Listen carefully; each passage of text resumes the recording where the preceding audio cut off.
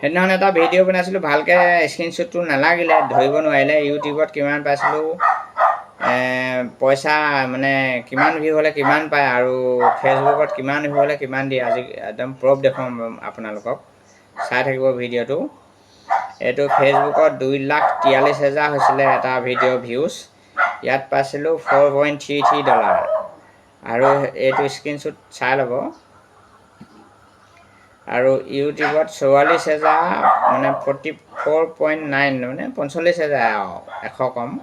তাত পাইছিলোঁ $6 মানে 6.04।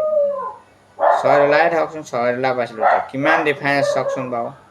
ফেচবুকত 2,43,000 পাইছিলোঁ $4.33, আৰু ইউটিউবত $6, তাকো 45,000 ভিউ। ভিউ লৈ আছে বাৰু, ফুল ভিউ, হাফ ভিউ, এনেকুৱা ধৰণৰ কথা আছে। আকৌ এডচেণ্ট কিবা কিবি লাগিলে এইবোৰ আহে, আকৌ বনাছ আহে।